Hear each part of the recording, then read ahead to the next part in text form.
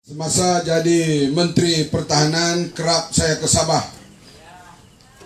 untuk mengetahui keadaan keselamatan di Sabah, meninjau keselamatan kehidupan tentera kita yang jaga sempadan.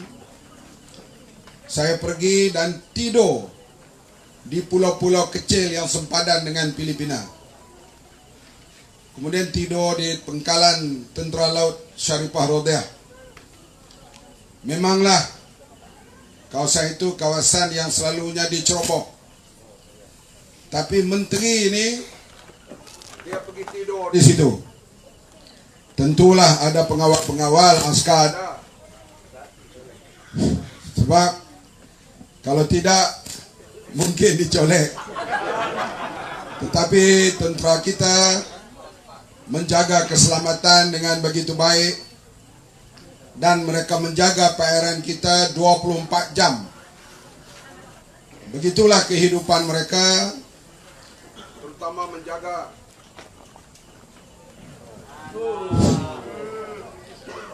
menjaga keselamatan khasnya di timur Sabah. Eskom. Hadirin sekalian, besok tentera akan mengundi. Malam ini pun veteran hadir dan mengundi awal besok. Sempat lagi telefon kawan-kawan di dalam camp itu supaya mengundi calon warisan pada besok hari.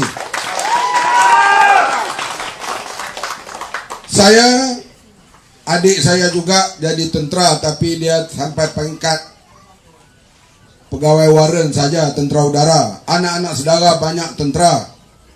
Komando ada, tentera biasa ada, pangkat-pangkat jenderal tak ada lah. Kecil-kecil.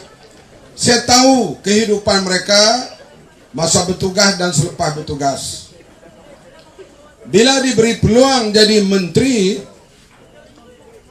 pertama saya fikir bagaimana nak membantu dan menaikkan taraf tentera, terutama veteran yang masih makan gaji lebih kurang adalah pendapatan. Veteran ni macam mana? Sebab veteran tentera ni dia masuk 20 tahun, dia bekerja 21 tahun, umur baru 41, pension. Ada yang berhenti 15 tahun, tak pension. Walaupun dia baru umur 30-an, dia dipanggil veteran. Maka saya berundinglah dengan pegawai-pegawai tinggi tentera dan saya tengok di situ ada majlis veteran. Majlis veteran ini tak pernah mesyuarat di zaman Menteri Pertahanan sebelum itu. Maka saya hidupkan majlis veteran itu. Mari kita mesyuarat, kita bincang bagaimana nak membantu tentera-tentera dan bekas tentera kita. Kita tak perlu jerit, hidup Melayu, tolong Melayu. Tapi siang kata hidup Melayu, malam jual tanah-tanah Melayu. Ini semua perompak yang datang berkempen ini semua jual hak Melayu. Saya boleh bercakap, saya bekas menteri. Ini timbalan menteri, ini menteri wilayah ni. Menteri wilayah lubuk duit. Tapi berapa milion dia buat sekarang untuk duit poket dia. Sebab itu bila saya fikir nak bantu Melayu, di antaranya Melayu paling ramai, Bumutra paling ramai, Iban, Kadazan dan sebagainya ialah tentera. Betul ke tak? Mereka inilah yang berkorban. Kaum lain ada tapi agak kurang. Tapi Bumiputra ni yang paling tinggi, 90%. Maka hadirin sekalian, saya fikir macam mana nak meningkatkan kebajikan kepada mereka. Maka mereka yang terlibat dalam darurat dulu, saya pergi bincang dengan Menteri Keuangan, boleh tak beri elan khas kepada mereka, elan bulanan. Menteri Keuangan kata tak boleh, duit negara sekarang kita sedang pulihkan, duit YNDB tak balik lagi. Maka bincang punya bincang, dapatlah diberi RM500 kepada mereka yang terlibat dalam darurat dahulu. yaitu dipanggil one off, mereka yang ada pingat jasa Malaysia, dekat 60,000 orang. Saya cakap dengan Menteri Kewangan, ini tak cukup, saya tak puas hati. Dia kata tunggu tahun depan pula. Artinya kita berusaha bagaimana nak meningkatkan kebajikan mereka. Kemudian datang Hari Pahlawan. Saya tanyalah Jeneral kita yang jaga hal veteran ini, Datuk Zulkarnain nama dia, berapa juta dapat dulu kutipan Hari Pahlawan? Dia kata di sekitar 1 juta 2 juta. Kali ini saya nak cari lebih untuk tabung pahlawan. Saya sendiri pergi turun jumpa majikan-majikan. Saya telefon satu syarikat, berapa boleh beri untuk tabung pahlawan? Dia kata 50,000. Saya naik kereta, saya pergi ke pejabat dia, saya kata boleh tak beri lebih? Dia naikkan menjadi 100,000. Bila saya pergi sendiri, ada seorang tu dia nak bagi 500,000. Saya kata tak cukup, nanti saya pergi sendiri ke pejabat dia. Pergi berunding dengan dia, saya kata saya duduk satu meja dengan Perdana Menteri, boleh tak beri 1 juta? Dia kata boleh. Akhirnya hadirin sekalian, kita dapat kumpul hampir 10 juta ringgit malam Hari Pahlawan. Sebab apa kita nak membantu ni bekas-bekas prajurit kita, terutama sekali golongan veteran. Nak buat majlis jamuan itu, kita naklah penyanyi yang diminati ramai. Jadi saya nak cari siapa. Saya pun hadirin sekalian pergi rumah Siti Nurhaliza. Jangan bimbang dia ada suami. Kalau Nelofa kan lain lah. Ni Siti Nurhaliza. Pergi, saya dengar kabar nak ambil dia, bayarannya sekurang-kurang 70,000. Duit yang kita kutip itu habislah bayar kepada dia. Sebab dia penyanyi terkenal, itu layaklah dia dapat banyak itu. Saya dengar kabar dekat banyak itulah. Saya pergi bincang. Saya kata boleh tak menyanyi percuma malam Hari Pahlawan? Maka dia kata dia setuju. Dengan dia, saya kata malam itu menyanyi, gesekkan biola daripada isteri Perdana Menteri Tun Dr. Siti Hasmah Muhammad Ali. Maka dia setuju, jadilah persembahan malam itu. Tun Dr. Siti Hasmah gesek biola. Maka yang menyanyinya Siti Nurhaliza, baca sajaknya Bamat. Kita dapat kutip lebih kurang 10 juta. Selalunya banyak mana kita kutip malam itu, kerajaan akan beri banyak itu juga. Kita kutipkan 10 juta, saya beritahu Lim Guan Eng, Menteri Kewangan, Menteri Kewangan kena beri 10 juta. Belum dia beri 10 juta, kerajaan ni jatuh. Anak haram jadah dulu. Kompak ini buat kerja ini. Kita memikirkan bagaimana nak baiki rumah-rumah tentera. RKAT rekat itu, baiki rumah tentera dapat naik sampai berganda di zaman kita jadi Menteri Pertahanan. Dalam usaha kita dah buat itu. Ini aku kadang-kadang geram mencarut dia, tapi tak gamak lah.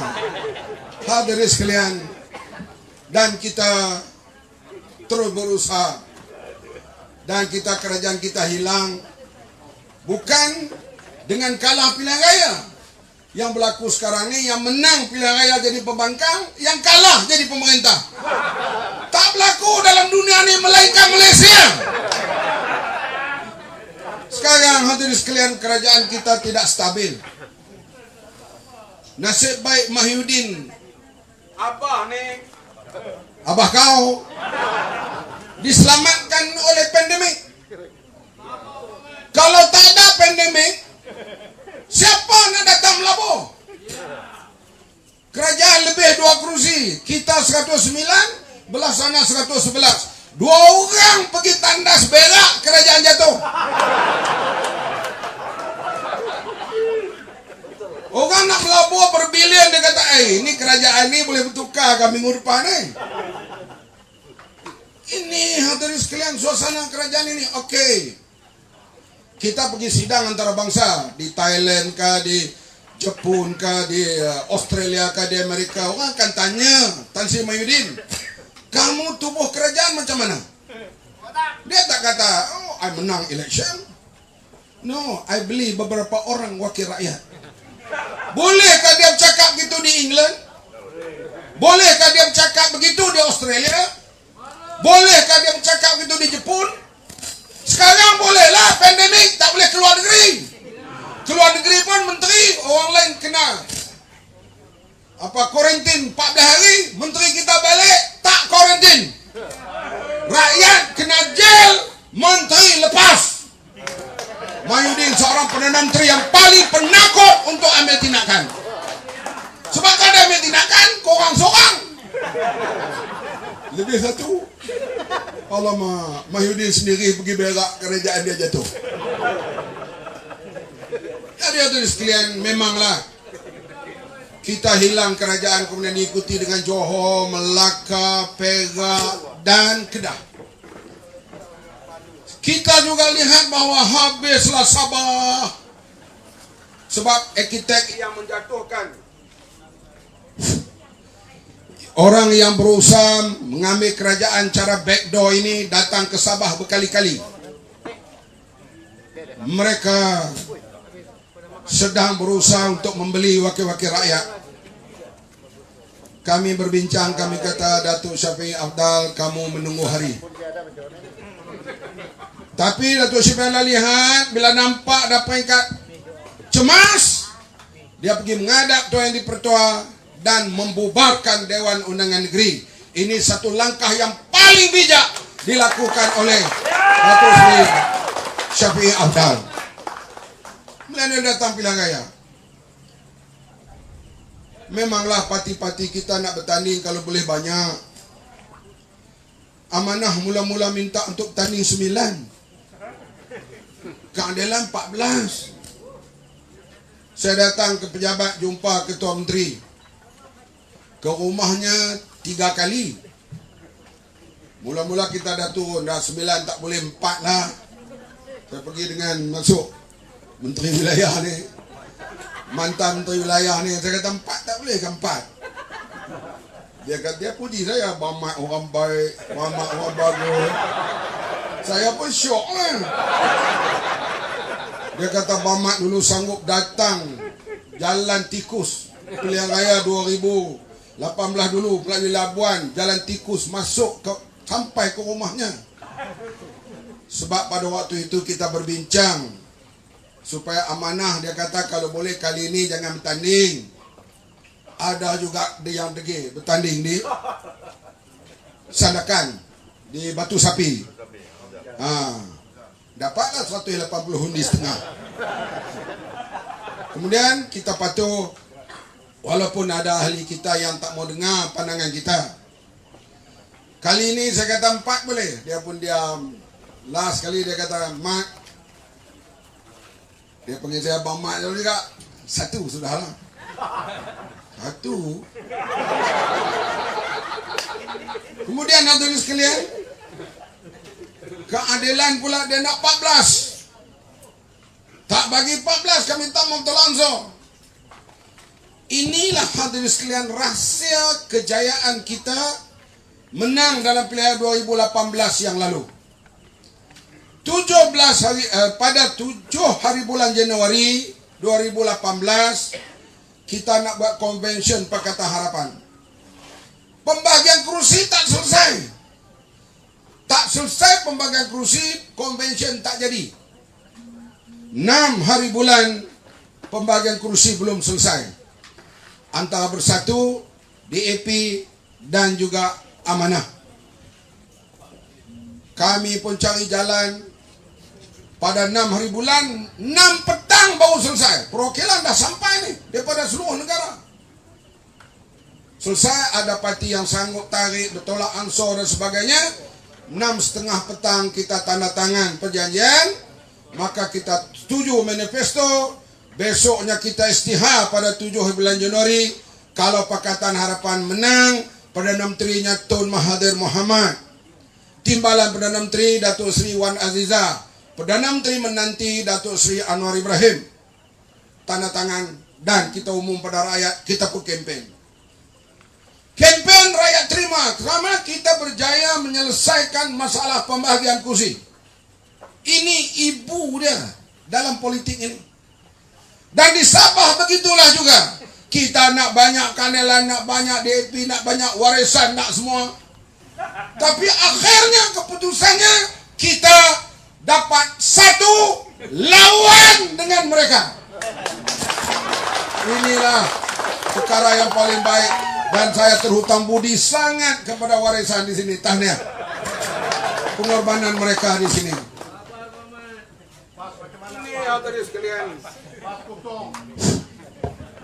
Ini hadirin sekalian yang penyelesaian ini cukup penting.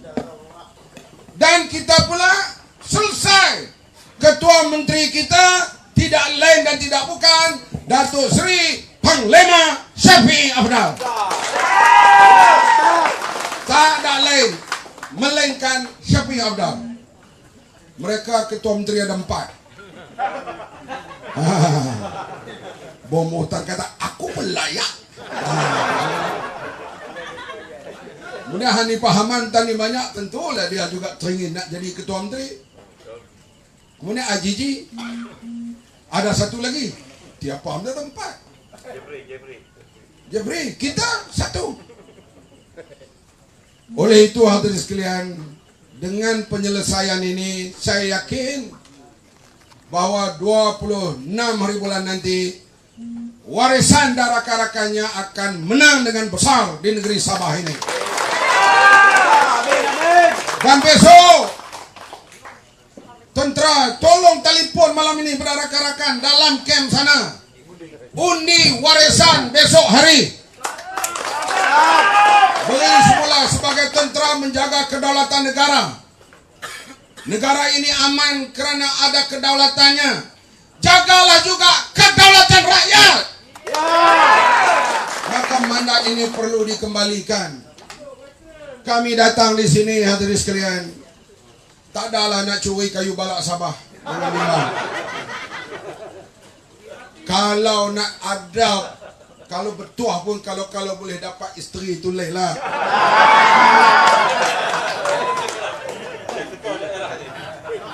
Masih lagi walaupun umur macam ni boleh lagi. Kami bukan datang untuk mengambil harta orang Sabah. Kita datang untuk berkempen supaya Sabah untuk Sabahan. Ini saya datang, kalau saya bawa balik selalunya pun hanya ikan. Itulah saya pergi Tawau ke Sempurnakan, memang 15-16 kilo saya akan beli. Buat ikan sini murah, sedap, fresh, udang, payau. Payau di negeri lain ni dah kurang dah, di sini masih ada. Itu kami ambil lah, bawa balik. Tapi kalau ada yang berkenan di hati, boleh juga. Sebab di Sabah ini banyak PBS. Apa tu? Persatuan Bini Sabah. Yang banyak kahwin orang Sabah ni tentera-tentera. Mereka gagah derima, gagah juga di sini. Kita tidak mau ketua menteri dia orang Sabah, tapi dia tipu rakyat Sabah. Saya sebut di mana-mana. Pegang pen. Ini peta Sabah, lepas. Di mana pen jatuh, di situ tanah bekas ketua menteri.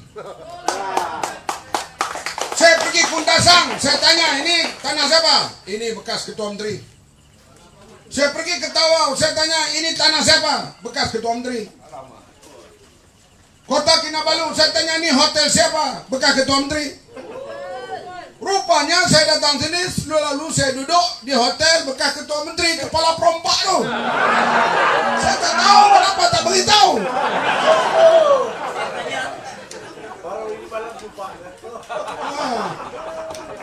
Artinya ini harta bekas-bekas ketua Datuk Seri Syafie Afdal yang belum pandai mencuri dan tak akan mencuri. Sebab itu bila dia kata dia utamakan tanah untuk rakyat, bukan bangunan tinggi, ini kami amat mengembirakan. Amat mengembirakan kami yang datang berkempen di sini. Kita datang di sini berkempen sebab nak beritahu supaya rakyat Sabah pilih warisan, pilih Datuk Seri Syafie Afdal untuk membawa kemajuan dan kemakmuran di Sabah ini. Ini yang kita harapkan, dan bagi kita pemberian tanah ini sebagai mukadimah. Bila pandemik dah buka, dah tak ada nanti, insya-Allah pelancong akan datang semula. Dan kita harap Sabah ini akan menjadi sebuah negeri yang menarik perhatian pelancong, mengatasi Thailand dan lain-lain seperti Bali dan sebagainya. Sebab Sabah mempunyai khazanah yang cukup hebat untuk menarik para pelancong melawat ke sini. Ya, saya pergi ke pulau-pulau dan kita duduk di pulau-pulau itu, kita tengoklah waktu itu belum lagi serangan konflik ini penuh dengan orang Cina, Jepun dan orang-orang Eropah datang ke pulau-pulau di Sabah ini. Dan sekarang masalah ini masalah yang berlaku di seluruh dunia, maka kita terpaksalah menanggung sekejap hal-hal kemerosotan ini. Selepas ini kerajaan Sabah stabil, insya-Allah warisan darakannya akan dapat 2/3 majoriti pada pilihan raya ini. Alah peliklah kalau rakyat Sabah boleh terima UMNO. Semua ketua-ketuanya sekarang bergila nak tunggu masuk jail Sungai Buloh. Beratur, serang beratur sekarang. Kau ni kata pergi, aku masuk dulu. Kau nanti sekejap. Ni pilihan rakyat Sabah ni nantilah, lepas ni kau lah. Dia berebut nak masuk sana, rakyat Sabah datang menyokong perompak-perompak itu. Mana boleh maruah kamu semua. Ya, sebab itulah kita kali ini, kita mau rakyat Sabah menjadi guru kepada politik Malaysia. Di sini warisan dan kita menang pada 26 hari bulan nanti. InsyaAllah kalau ada pilihan raya Semenanjung, kita akan menang semula di sana. Dan inilah harapan kita, Sabah for Sabahan. Saya akan ulang lagi sekali, kami datang sini tak akan mencuri apa-apa. Bahkan kalau kita ada pun kita berilah. Tapi kami ini bukan kaya. Menteri wilayah ni menteri yang selalunya duit banyak. Dulu naik presiden UMNO, naik presiden UMNO Isa Samad. Dia tidak layak untuk bertanding karena dia terlibat dalam politik wang oleh jawatan kuasa disiplin UMNO. Masa itu dia menteri wilayah. Lepas itu menteri wilayah, selepas itu Kunan. Dalam mahkamah diberitahu wang poket 2 juta. Rugi saya tak melawat dia waktu itu. Tidak minum-minum kopi, dia kata, Abang Mat, nak balik ya? Ya, nah lah wang poket 2 juta. Ini bukan berita kedai kopi, berita mahkamah bang. Berita mahkamah. Isteri Perdana Menteri pula, dia bayar kepada cyber troopers, bloggers ni 100,000 sebulan.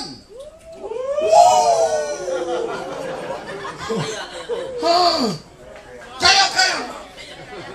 Di sini pula Musa Aman 46 kes ditarik balik, tak didakwa di mahkamah. Saya tak tahu nak ulang. Saya ambil gitar, saya main gitar. I don't know what to say. 46 kes tak didakwa walaupun satu. Dan orang inilah yang berusaha menjatuhkan kerajaan Datuk Seri Syafie Afdal. Rakyat Sabah boleh redha akan perbuatan mereka ini? Kalau tidak terjemahkan pada 26 hari bulan nanti. Para wira-wira negara terjemah besok. Jangan kamu tapi kena ada duit sikit masuk. Tak boleh. Kita tahu wira, terutamanya pegawai waran, kalau dia tengkeng kucing, kucing boleh rebah. Tak kalah dengan 50 ringgit boleh rebah. No.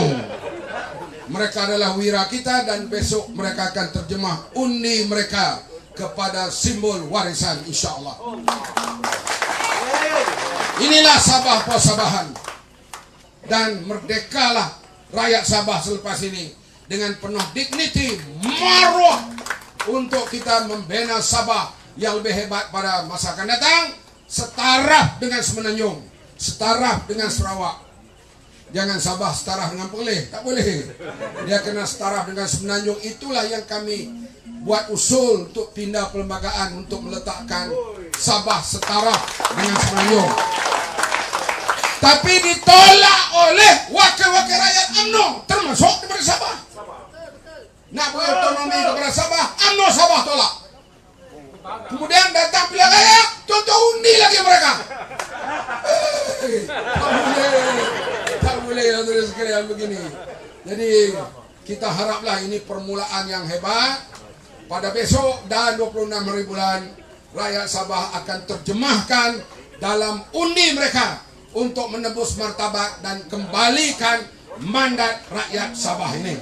Sekian, terima kasih kepada semua. Selamat mengundi pada 26 hari bulan nanti. Terima kasih.